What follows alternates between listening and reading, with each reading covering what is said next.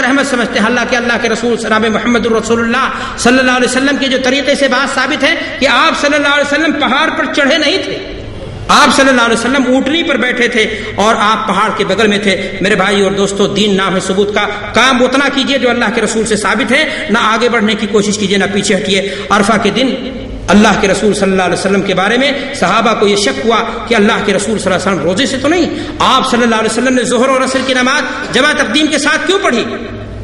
تاکہ اپنے آپ کو فارغ کر لیں، اپنے ایک ایک گناہ کے لمحات کو یاد کر کے انسان کو چاہیے کہ عرفہ کے میدان میں تاریکی میں جو گناہ کیا ہے، بند کمرے میں جو گناہ کیا ہے، چھپ کر جو گناہ کیا ہے، انسان کو اپنے رونگٹے کھڑے کر لینے چاہیے، ایک ایک گناہ کو یاد کر کے عرفہ کے میدان میں رونا چاہیے۔ میرے بھائیو اور دوستو، اللہ کے رسول بھی اسی طرح مشغول تھے۔ صحابہ نے سمجھا کہ اللہ کے رسول شاید روزے سے ہیں، تو آپ صلی اللہ علیہ وسلم کو دودھ پیش کیا گیا اور آپ صلی اللہ علیہ وسلم نے کھڑی سواری پر دودھ پی لیا، اور جس سے لوگوں کا شک کیا ہو گیا۔ تو میرے بھائیو، ایک بات یہاں بتانا چاہتا ہوں، عرفہ کے دن کے روزے کی فضیلت ہے حدیث میں، لیکن یہ روزہ وہ لوگ رکھیں گے جو عرفہ کے میدان میں پہنچنے سے کیا ہو گئے؟ محروم رہ گئے۔ تو اللہ نے رحمت کے چند چھینٹے جو عرفہ کے میدان میں اللہ کی رحمت لٹ رہی تھی، وہاں کے لوگوں کو اللہ تعالیٰ بخش رہا تھا، اپنے ان بندوں کو بھی آپشن دے دیا کہ تم روزہ اگر رکھو گے تو تمہارے بھی گناہ جو ہے مٹ جائیں گے، اور تمہارے، لیکن وہاں پر جو پہنچے ہوئے حاجی ہیں ان کے لیے روزہ رکھنا وہاں عبادت نہیں بلکہ کیا ہوگی؟ گمراہی ہوگی۔ میرے بھائی اور دوستو، میں آپ سے عرض کرنا چاہتا تھا کہ جب عرفہ کے دن سورج غروب ہو جائے تو اب آپ لبیک پکارتے ہوئے، ذکر الہی کرتے ہوئے، آپ نہایت ہی سکون اور اطمینان کے ساتھ بلا کسی قومیت کا جھنڈا لگائے اور بلا کسی خرافات کے آپ درمیانی چال چلتے ہوئے مزدلفہ کے لیے روانہ ہو جائیں گے۔ یاد رکھیں، جلد بازی مت کر رہی ہے، وہاں کے چند لمحات آپ کے لیے بہت مفید ہوں گے، آپ کے گناہوں کے سمندر کو جلا سکتے ہیں۔ سنت کا بھی طریقہ یہی ہے کہ جب تک سورج غروب نہ ہو جائے آپ عرفہ سے مزدلفہ کے لیے روانہ نہ ہوں، اور جب آپ عرفہ سے مزدلفہ روانہ ہوں اور مزدلفہ آپ پہنچ جائیں تو آپ کیا کریں گے؟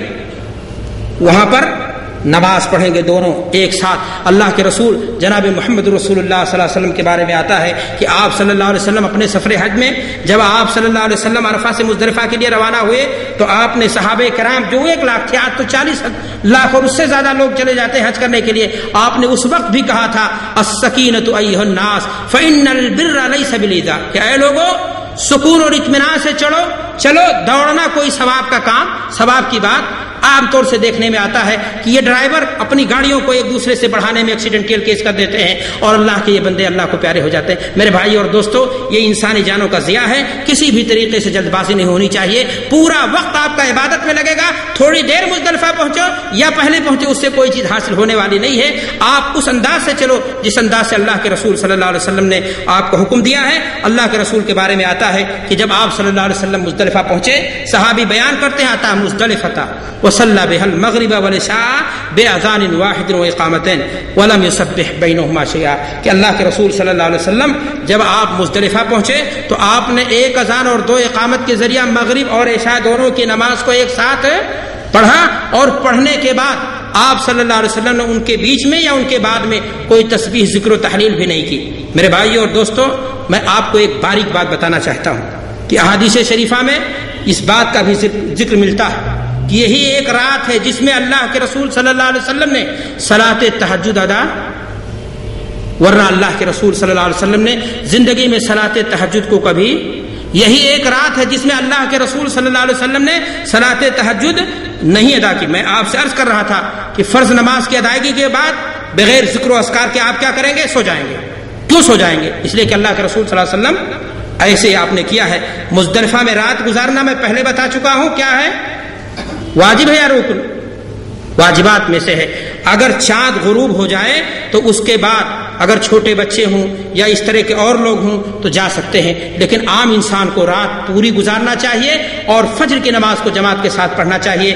اللہ کے رسول صلی اللہ علیہ وسلم نے ایسا ہی کیا ہے، اور فجر کی نماز پڑھنے کے بعد اللہ کے رسول صلی اللہ علیہ وسلم کے بارے میں آتا ہے کہ آپ صلی اللہ علیہ وسلم نے اونٹنی پر سوار ہو کر کے مزدلفہ کے مقام میں آپ نے دعا کی. قرآن مجید کی آیت بھی ہے اذکروہ کما ہداکم کہ آپ اللہ کو یاد کرو جیسا کہ اس نے تمہیں اس بات کی کیا کی ہے رہنمائی کی ہے. تو میرے بھائی اور دوستو یہاں پر مزدلفہ میں انسان کو خوب دعائیں کرنی چاہیے اور خوب اللہ سے رونا چاہیے, جلدی بازی نہیں کرنی چاہیے اور سورج طلوع ہونے سے پہلے آدمی کو کیا کرنا چاہیے مینا کی طرف روانہ ہو جانا چاہیے. یاد رہے مینا کے راستے میں مزدلفہ سے چلتے ہوئے وہ جگہ بھی آئے گی جس کو کیا کہا جاتا ہے وادی محصر, جہاں پر ابرہا کا غرور ٹوٹا تھا, جہاں پر ابرہا خاک آلود ہوا تھا. اللہ نے اپنا یہاں عذاب بھیجا تھا.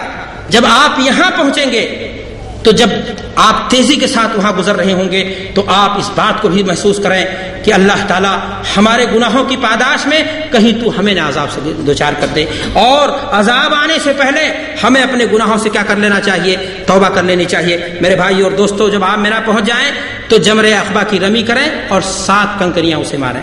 راستے میں اللہ کے رسول صلی اللہ علیہ وسلم سے ثابت ہے کہ آپ صلی اللہ علیہ وسلم جب مزدلفہ سے آپ مینا کی طرف چلے تو آپ صلی اللہ علیہ وسلم نے فضل ابن عباس کو حکم دیا تھا کہ وہ راستے میں کنکریاں کیا کر لیں چن لیں.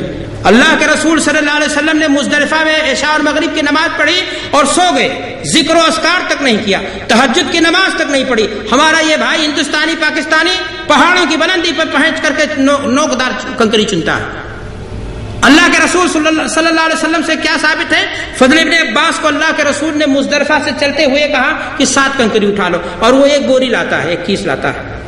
پہلے دن کس کو مارا جائے گا ایک جمرہ عقبہ کو مارا جائے. کئی کنکری مارنی ہے آپ کو 7 کے بجائے 10 رکھ لو کہ کوئی فاؤل ہو گیا تو بقیہ اور راستے سے چن لیا جائے. میرے بھائی اور دوستو تھکنے کی ضرورت نہیں نہ تو تھکانے کی ضرورت ہے.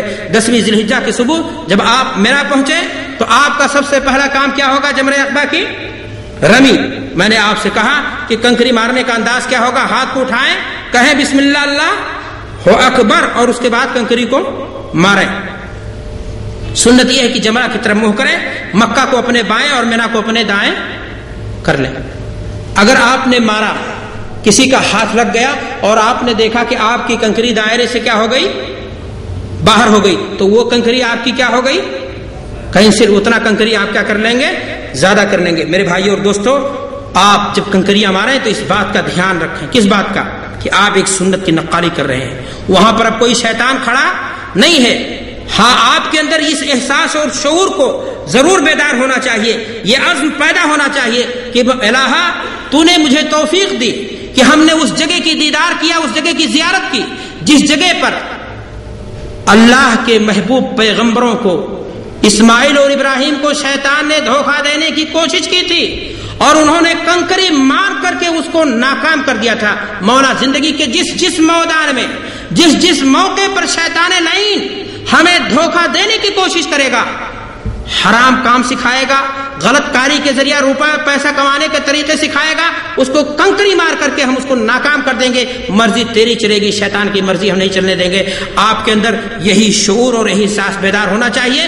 بقیہ اور کی ضرورت نہیں ہے. نہ تو آپ کو جوتا چلانے کی ضرورت ہے, نہ تو شیطان کو چپل سے مارنے کی ضرورت ہے. اپنے کانوں سے سنا, مار ڈٹ کے مار ڈٹ کر کے مار. وہاں نہ میرے بھائیوں شیطان ہے نہ یہ کیفیت ہے. البتہ یہ ہے اپنی جہالت کی بنیاد پر آپ اس سنت کی ادائیگی میں بھی شیطان کے ورغلاوے میں چلے آ رہے ہو اور ایسے کچھ کام کر دیتے ہو. یاد رکھنا اللہ کے رسول صلی اللہ علیہ وسلم نے فرمایا تھا ایاکم الغلو فی الدین فانما هلك من كان قبلكم بالغلو فی الدین کہ لوگوں غلو سے بچو, کام اتنے انداز میں کرو جو سنت سے ثابت ہے. رمی جوار کے بعد آپ قربانی کے لیے روانہ ہو جائیں.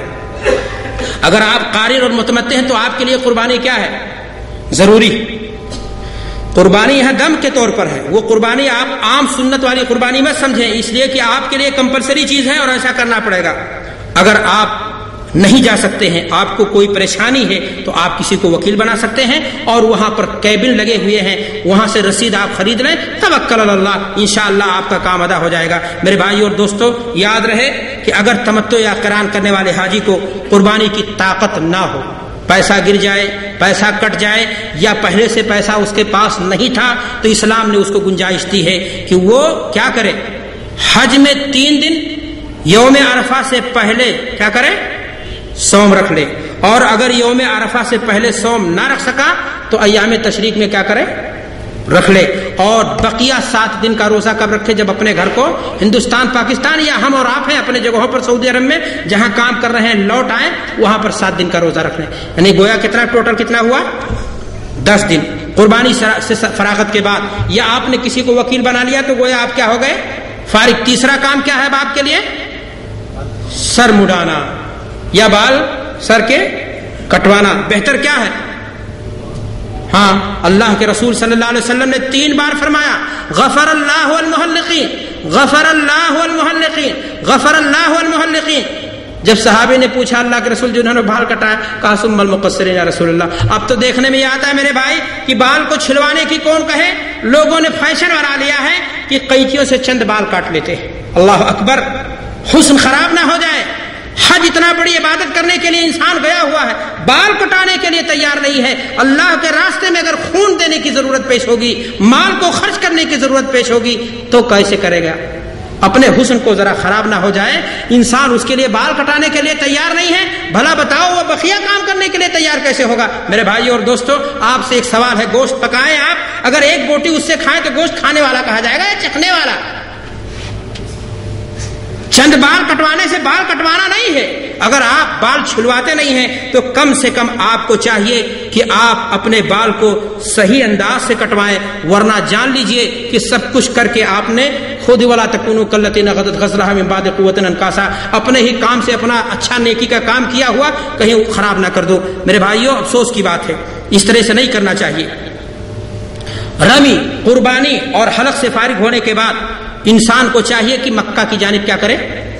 تشریف لے جائے. باب بنی شیبہ سے ہو سکے تو داخل ہو اور سیدھے حجر اسود پر تشریف لے جائے. طواف زیارت، جس کو میں پہلے بتا چکا کہ یہ حج کا کیا ہے؟ رکن ہے. کیسے کریں گے؟ جس انداز سے میں طواف کرنے کی بات آپ کے سامنے کر چکا. یاد رہے اس طواف میں آپ رمل نہیں کریں گے، نہ استباء کریں گے، الا یہ کہ آدمی مکہ کا رہنے والا ہے. اگر آدمی مکہ کا رہنے والا ہے تو ایسی صورت میں طواف افاضہ میں بھی اس کے لیے رمل اور استباء مشروع ہے. استباء میں نے آپ کو بتایا چادر نیچے سے نکال کر کے کندھے کو. طواف افاضہ کو میں نے آپ سے پہلے بتا دیا کہ طواف زیارہ بھی کہتے ہیں اور یہ حج کا رکن ہے اور اس کے بغیر حج انسان کا پورا نہیں ہوگا. طواف افاضہ کب کریں گے آپ؟ میں نے آپ سے کہا سارا کام کر کے 10ویں تاریخ کو چلے جائیں اور یہی مسنون ہے. لیکن اگر کسی کو کوئی عذر ہے، کوئی معقول قسم کا، تو انسان مؤخر کر سکتا ہے. اس کو ایام تشریق میں سے کسی دن بھی کیا جا سکتا ہے.